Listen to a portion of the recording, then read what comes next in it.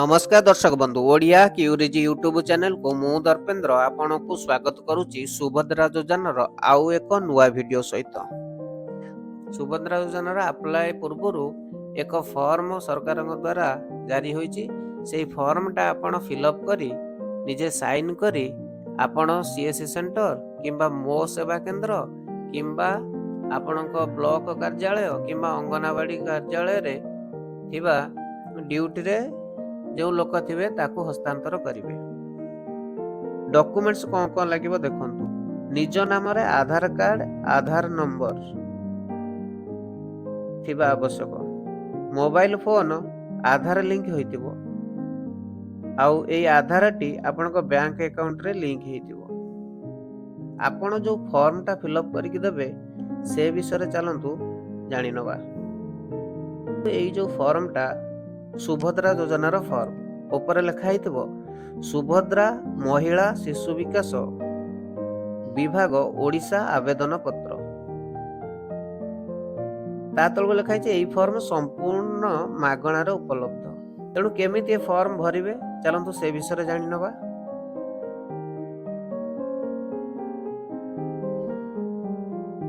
देखंतु प्रथम लिखाई भाग क आवेदनकारी सविशेष विवरणी। प्रथमे आपण संपूर्ण नाम देबे आधार रे जो नाटी रही से नाटी लिखिबे। सपोज आपणकर विजय दास आपण जो प्रथम घर लिखिबे बी सेकेंड घर लिखिबे आई तापर तृतीय घर रे जे ए वाई ए प्रत्येक घरे गोटे गोटे लेटर रहिबो जोटी स्पेस सपोज आपण को ना विजय कुमार दास विजय गोटे वर्ड कुमार गोटे वर्ड दास गोटे वर्ड तो विजय लिख सारा पर गोटे घर छाड़िबे पुणी कुमार लिखिबे कुमार लिख सारा पर पुणी आपण दास लिखिबे गोटे घर छाड़िकी। तापरे आधार संख्या आपण आधार नंबर जानिथिबे आधार कार्ड रे थिबो सेटा को एठी आपण लिखिबे। स्वामी पितांक नाम आधार अनुसार आपणकर जदि आधार कार्ड रे स्वामी को ना अछि स्वामी को ना लिखिबे जदि पितांकर नाम अछि पितांकर नाम लिखिबे।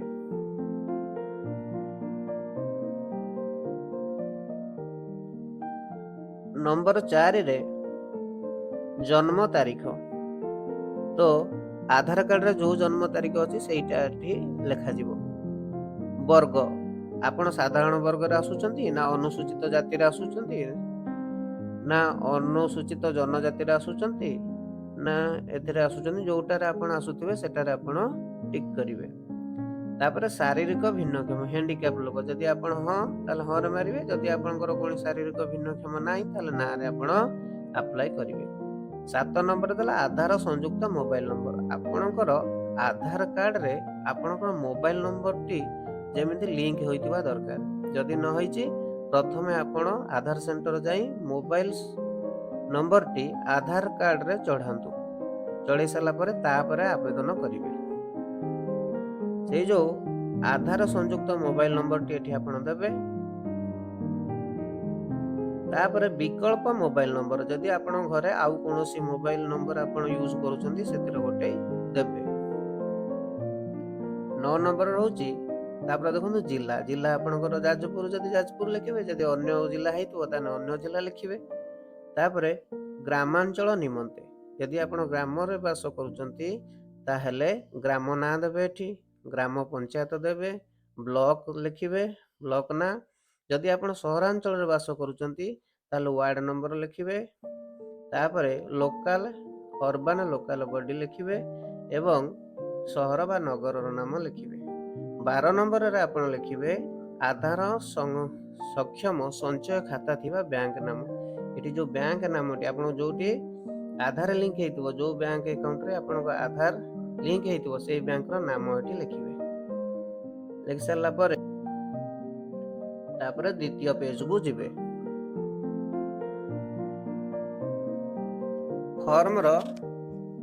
फॉर्म भर सारिया पर आर पाख नोटे देबे नोटे पले तापर एभलिया एक पेज आसीबो तेणु आपण सेठारे लिखा जाइतबा प्रत्येक घरे टिक लगेबे। देखंतु लिखा है प्रथम हूँ भाग ख लिखा है देखते भाग ख ଦେଖନ୍ତୁ ଏଥିରେ ଘୋଷଣାନାମାରେ ପ୍ରଥମ ଦେଲା ମୁଁ ଏତଦ୍ୱାରା ଘୋଷଣା କରୁଅଛି ଯେ ପୂର୍ବ ପୃଷ୍ଠାରେ ଉଲ୍ଲେଖିତ ତଥ୍ୟ ମାନେ ଯାହା ଯାହା ସେଠି ଭରିଥିବେ ପୂର୍ବ ପୃଷ୍ଠାରେ ତଥ୍ୟ ମୋର ଜ୍ଞାନ ଅନୁଯାୟୀ ସତ୍ୟ ଅଟେ। ମୁଁ ଜ୍ଞାତ ଯେ ଏଥିରୁ ଯେକୌଣସି ମିଥ୍ୟା ପ୍ରମାଣିତ ହେଲେ ଏହି ଆବେଦନକୁ ପ୍ରତ୍ୟାଖ୍ୟାନ କରାଯାଇପାରେ ଏବଂ ଆଇନଗତ କଠୋର କାର୍ଯ୍ୟାନୁଷ୍ଠାନ ଗ୍ରହଣ କରାଯାଇପାରେ। ଦୟାକରି ପ୍ରଯୁଜ୍ୟ ସ୍ଥାନରେ ଟିକ୍ ଚିହ୍ନ ମାରନ୍ତୁ। ସେ କହୁଛି କି ଯୋଉଠି ଯୋଉଠି ଆପଣଙ୍କର ଆବଶ୍ୟକ ସେଠି ଆପଣ ଟିକ୍ ମାରିବେ। ପ୍ରଥମେ ମୁଁ ଓଡ଼ିଶାର ବାସିନ୍ଦା ଅଟେ, ଏତେ ତ ଆପଣ ଟିକ୍ ମାରିବେ କାରଣ ଆପଣ ଓଡ଼ିଶାର ବାସିନ୍ଦା। 1 ଜୁଲାଇ 2024 ସୁଦ୍ଧା ମୋର ବୟସ 21 ବର୍ଷ କିମ୍ବା ତାଠାରୁ ଅଧିକ କିମ୍ବା 60 ବର୍ଷରୁ କମ୍ ଅଟେ। ଯଦି ଏହି ବୟସ ସୀମା ଭିତରେ ହେଇଥିବେ ଆପଣ ଆପ୍ଲାଏ କରିବେ। ତେଣୁ ଏଠି ବି ଟିକ୍ ଆପଣଙ୍କର ଲାଗିବ। ମୁଁ କୌଣସି ରାଜ୍ୟ କିମ୍ବା କେନ୍ଦ୍ର ସରକାରଙ୍କ ଯୋଜନା ଅଧୀନରେ ମାସିକ 1500 ଟଙ୍କା ଅଥବା ତଦୁର୍ଦ୍ଧ୍ୱ କିମ୍ବା ବାର୍ଷିକ 18,000 ଟଙ୍କା ଅଥବା ତଦୁର୍ଦ୍ଧ୍ୱ ଆର୍ଥିକ ସହାୟତା ରାଶି ପାଇନାହିଁ। ତ ଯେଉଁମାନେ ପାଉଥିବେ ସେମାନେ ଆପ୍ଲାଏ କରିବେନି, ତେଣୁ ଏଠି ବି ଆପଣ ଟିକ୍ ଲଗାଇବେ। ତାପରେ ଦେଲା ମୁଁ କିମ୍ବା ମୋ ପରିବାର କୌଣସି ସଦସ୍ୟ ବର୍ତ୍ତମାନ କିମ୍ବା ପୂର୍ବତନ ସାଂସଦ କିମ୍ବା ବିଧାନସଭା ସଦସ୍ୟ MLA ନୁହନ୍ତି। ଯେଉଁ MP MLA ରହୁଛନ୍ତି ସେମାନେ ବି ଏଠି ଇଏ କରିବେ ନାହିଁ, ଆପ୍ଲାଏ କରିବେ ନାହିଁ। ତେଣୁ ଆପଣ ଏଠି ନୁହନ୍ତି, ତେଣୁ ଆପଣ ଟିକ୍ ଲଗାଇବେ। ତାପରେ ପଏଣ୍ଟରେ କହୁଛି ମୁଁ କିମ୍ବା ମୋ ପରିବାରର କୌଣସି ସଦସ୍ୟ ଆୟକରଦାତା ନୁହନ୍ତି। ତ ଆପଣ ତ ଆୟକରଦାତା ହେଇନଥିବେ, ତେଣୁ ଏଠି ଟିକ୍ ଲଗାଇବେ। ମୁଁ କିମ୍ବା ମୋ ପରିବାର କୌଣସି ସଦସ୍ୟ କୌଣସି ସହରାଞ୍ଚଳ ସ୍ଥାନୀୟ ସଂସ୍ଥା କିମ୍ବା ପଞ୍ଚାୟତରାଜ ଅନୁଷ୍ଠାନରେ ଜଣେ ନିର୍ବାଚିତ ଜନପ୍ରତିନିଧି ନୁହନ୍ତି। ତ ଏଠି ବି ଆପଣ ଟିକ୍ ଲଗାଇବେ। ମୁଁ କିମ୍ବା ମୋ ପରିବାରର କୌଣସି ସଦସ୍ୟ ଭାରତ ସରକାର କିମ୍ବା ରାଜ୍ୟ ସରକାରଙ୍କ କୌଣସି ଅଣ୍ଡରଟେକିଂ ଅଥବା ବୋର୍ଡ ଅଥବା ସ୍ଥାନୀୟ ସଂସ୍ଥା ଅଥବା ବିଭାଗୀୟ ନିୟମିତ କିମ୍ବା ସ୍ଥାୟୀ କିମ୍ବା ଚୁକ୍ତିଭିତ୍ତିକ କର୍ମଚାରୀ ଭାବରେ ନିଯୁକ୍ତ ନୁହନ୍ତି ଅଥବା ଅବସର ପରେ ପେନସନ ପାଇନାହାନ୍ତି। ତ ଏଠି ବି ଆପଣ ଟିକ୍ ଲଗାଇବେ। ମୁଁ କିମ୍ବା ମୋ ପରିବାରର କୌଣସି ସଦସ୍ୟ ଭାରତ ସରକାରଙ୍କ କୌଣସି ସରକାରୀ ବିଭାଗ ଅଥବା ଉଦ୍ୟୋଗ ଅଥବା କେଉଁ ବୋର୍ଡର ସଂଗଠନ ଅଥବା ରାଜ୍ୟ ସରକାର ଜଣେ ନିର୍ବାଚିତ ମନୋନୀତ ନିଯୁକ୍ତି ପ୍ରତିନିଧି ନୁହନ୍ତି। ଏଠି ବି ଆପଣ ଟିକ୍ ଲଗାଇବେ। ମୋର କିମ୍ବା ମୋ ପରିବାରର କୌଣସି ସଦସ୍ୟଙ୍କ 5 ଏକରରୁ ଅଧିକା ଜଳସେଚିତ କିମ୍ବା 10 ଏକରରୁ ଅଧିକ ଅଣଜଳସେଚିତ ଜମି ନାହିଁ। ତ ଏଠି ବି ଆପଣ ଟିକ୍ ଲଗାଇବେ। ତାପର ପଏଣ୍ଟରେ ସେ କହୁଛି କି ମୋର କିମ୍ବା ମୋ ପରିବାରର କୌଣସି ସଦସ୍ୟ 4 ଚକିଆ ମୋଟର ଯାନ ନାହିଁ, ଟ୍ରାକ୍ଟର ମିନି ଟ୍ରକ୍ ଏବଂ ଛୋଟ ବାଣିଜ୍ୟିକ ଯାନ ଓ ଅନ୍ୟ ସମାନ ମାଲବାହୀ ଯାନ ଏସବୁ ଆପଣଙ୍କର ନଥିବ। ତେଣୁ ଏଠି ବି ଆପଣ ଟିକ୍ ଲଗାଇବେ। ମୋ ପରିବାରର ବାର୍ଷିକ ଆୟ 2,50,000 ଟଙ୍କାରୁ କମ୍। ତ ଏଠି ବି ଆପଣ ଟିକ୍ ଲଗାଇବେ। ଏସବୁ ସମସ୍ତ ଘରେ ଆପଣ ଟିକ୍ ଲଗାଇବେ। ତାପରେ ଲଗାଇ ସାରିବା ପରେ ଆପଣ ତ ଭାଗ ଗ କୁ ଆସିବେ। ଗରେ ଦେଖନ୍ତୁ କ୍ଲିୟର କଟ୍ ଲେଖିଦେଇଛି ଏତତ୍ ବ୍ୟତୀତ ମୁଁ ନିମ୍ନଲିଖିତ ପାଇଁ ସମ୍ମତି ଜଣାଉଛି। ମୋର ପ୍ରମାଣୀକରଣ ମାନ୍ୟତା ପାଇବା ପାଇଁ UIDAIରୁ ମୋର ଆଧାର ନମ୍ବର ଏବଂ ଜନସଂଖ୍ୟା ବିବରଣୀ ହାସଲ ନିମନ୍ତେ ମୁଁ ଓଡ଼ିଶା ସରକାରଙ୍କୁ ଅନୁମତି ପ୍ରଦାନ କରୁଛି। ଏହି ଉଦ୍ଦେଶ୍ୟ ପାଇଁ ନିଜକୁ ପ୍ରମାଣୀକରଣ କରିବାରେ ମୋର କୌଣସି ଆପତ୍ତି ନାହିଁ ଏବଂ ସମ୍ପୂର୍ଣ୍ଣ ଭାବେ ଜ୍ଞାତ ଯେ ଏହି ସୂଚନା କେବଳ ଉପଭୋଗ ଉଦ୍ଦେଶ୍ୟରେ ବ୍ୟବହୃତ ହେବ। ତାପରେ 2 ନମ୍ବର ପଏଣ୍ଟରେ ସେ ଲେଖୁଛି କି ମୋର ଅତିରିକ୍ତ ATM କମ୍ ଡେବିଟ୍ କାର୍ଡ ଜାରି କରିବା ପାଇଁ ମୋର ଆଧାର ସକ୍ଷମ ବ୍ୟାଙ୍କ ଆକାଉଣ୍ଟ ରକ୍ଷଣାବେକ୍ଷଣ କରୁଥିବା ବ୍ୟାଙ୍କକୁ ପରାମର୍ଶ ଦେବା ପାଇଁ ମୁଁ ଓଡ଼ିଶା ସରକାରଙ୍କୁ ଅଧିକାର ଦେଉଛି।